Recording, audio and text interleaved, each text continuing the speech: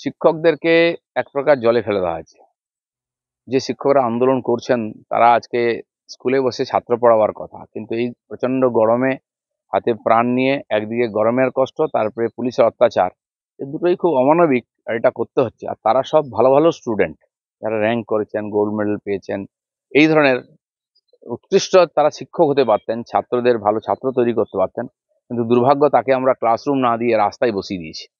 কিন্তু আন্দোলন তো চলবেই অধিকারের জন্য। ভবিষ্যৎ অন্ধকার হয়ে গেছে। সরকার এক এক রকম কথা বলছে, কোনো কংক্রিট ডিসিশন নিতে পারছে না, কোনো সিদ্ধান্ত নির্ণয় নিয়ে তাদের ভবিষ্যৎকে সুরক্ষিত করতে পারছে না, তারা বিশ্বাস করতে পারছেন না। তাই তাদেরকে বাধ্য হয়ে আর রাস্তায় নামতে হচ্ছে। পুরা আমরা সবাই নৈতিকভাবে তাদের সঙ্গেই আছি। দাদা, কালকে আন্দোলনের বিকাশ ভবনে আরো একটি ছবি দেখা যায়। সেখানে দেখা যায় যে তৃণমূল নেতা সব্যসাচী দত্ত তিনি যাচ্ছেন, তার গাড়ির সামনে গাড়ি আটকে বিক্ষোভ দেখায় শিক্ষকরা। তারপরে তাকে প্রায় ঘেরাও করে। তারপরে না, পাল্টা সব্যসাচী দত্তের লোকজন মারধর করার একটা অভিযোগ। দেখুন, উনি গেছিলেন কি যাচ্ছিলেন কি কোথায় যাচ্ছিলেন সেটা অনেক রকম কথাবার্তা চলছে। আর কেউ বলছে উনি ওদেরকে বাধা দিতে আসছিলেন, কেউ বলছে সামনে যাচ্ছেন। যাই হোক, যে ঘটনাটা হচ্ছে অপ্রীতিকর। আর এই ধরনের যারা আন্দোলন করছেন, পুলিশের মার খাচ্ছেন, কারো হাত পা ভাঙছে, কি হচ্ছে, তাদের সঙ্গে একটু মানবিক ব্যবহার হওয়ার দরকার আছে। আমরা চাকরি ফেরত দিতে না পারি, সম্মান তো দিতেই পারি, কারণ তাদের কোনো দোষ ছিল না এর মধ্যে। মুর্শিদাবাদে কেন্দ্রীয় বাহিনী মোতায়েন থাকছে, জেলায় পুলিশের সংখ্যা কম, পর্যাপ্ত পুলিশ থাকলে পরিস্থিতি নিয়ন্ত্রণ আনা যাবে না। পর্যবেক্ষণ হাইকোর্টে। ঠিক আছে, আদালত যেটা দেখেছেন, পর্যবেক্ষণে সেটা বলেছেন, সরকারের দায়িত্ব সেই কথাটা মেনে সেখানে শান্তি স্থাপিত করা। দাদা, ধন্যবাদ। জন বার্লা বিজেপির বড় নেতৃত্ব, তিনি তৃণমূলে জয়েন করবেন। অনেকদিন ধরে শুনছিলাম চলে যাবেন চলে যাবেন। এত বড় নেতৃত্ব কেন ছেড়ে চলে যাচ্ছে, এটা পার্টিকেও ভাবতে হবে।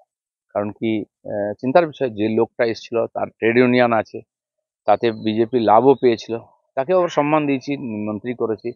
কিন্তু যে কোনো কারণে চলে গেছেন, তাতে রাজনৈতিক তো ক্ষতি হবে, তারও পিছনে লোক আছে। এবং এই ধরনের ঘটনা ঘটাটা চিন্তার বিষয় আছে। পর্যালোচনা হবে এই বিষয়ে নিশ্চয়ই। রেডি হলে বলবি, রেডি হলে বলিস। সন্ধ্যা আসবে তোমার, আছে তো? হ্যাঁ হ্যাঁ, চলো। দাদা, অপারেশন সিঁদুরের সাফল্যে সেনাবাহিনীকে অভিনন্দন জানিয়ে আজ কলকাতায় মহা মিছিল আছে, যেখানে বিজেপির রাজ্য সভাপতি বা কেন্দ্রীয় মন্ত্রী সহ রাজ্যের সব নেতৃত্বই থাকবে।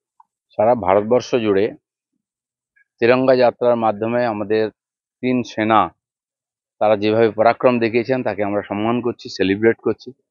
আর জেলায় জেলায়ও হচ্ছে। আজকে এখানে ইকো পার্কেও বহু মানুষ এসছেন, যারা তেরঙ্গা নিয়ে রান দিয়েছেন, সাইকেল মিছিল করেছেন। পুরো সমাজ এই যে ঐতিহাসিক বিজয় হয়েছে সেটা নিয়ে আনন্দিত, খুশি, গর্বিত। প্রথম দিকে লোকে বুঝতে পারেনি যে কতটা ঘা হয়েছে পাকিস্তানের। ভুল বোঝাবুঝি হয়েছিল, আমরাও একটু হতাশ হয়েছিলাম যে হঠাৎ কোনো যুদ্ধ বন্ধ হয়ে গেল। কিন্তু আমরা দেখেছি যে যুদ্ধ বন্ধ করার পেছনে অনেক বড় একটা কারণ আছে। পাকিস্তানের ডিম বাসাতেই ফেটে গেছে। সারা দুনিয়া চিন্তিত, তাই সারা দুনিয়ার অনুরোধে ভারতবর্ষ যুদ্ধ বন্ধ করেছে সাময়িকভাবে। কিন্তু তার মধ্যে পাকিস্তানের যে ক্ষতি হয়েছে, ঐতিহাসিক কালে এরকম হয়নি। এবং শুধু পাকিস্তান নয়, তার পেছনে যারা ছিল তাদেরও ঘা হয়ে গেছে। এই যে মার দিয়েছে ভারতবর্ষ, ভারতের বর্তমান আধুনিক ভারতের শক্তি কতটা সারা দুনিয়া দেখেছে। তাই দেখুন, অলরেডি 17টা দেশ ব্রাহ্মস কেনার জন্য অর্ডার দিয়ে দিয়েছে। আর চীনের অস্ত্র কারখানা ধড়াম করে পড়ে গেছে, কারণ সবই 2 নম্বরই। সবার মুখোশ খুলে গেছে। ভারত যে পরাক্রম দেখিয়েছে, আমার মনে হয় এরপরে আর পাকিস্তান এরকম দুঃসাহস করবে না, কারণ এই ঘা শুকোতে অনেক সময় লাগবে। শ্রীরঙ্গা যাত্রা আপনি থাকছেন? দেখি, এখনো ঠিক করিনি।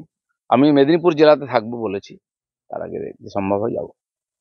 চাকরিহারা শিক্ষকদের বিকাশ ভবন ঘেরাও অভিযান ফিরে পূর্ণমা। রাত বাড়তে আন্দোলন চলছে, মার পুলিশে কোনো লাঠি, রক্তাক্ত চাকরিহারা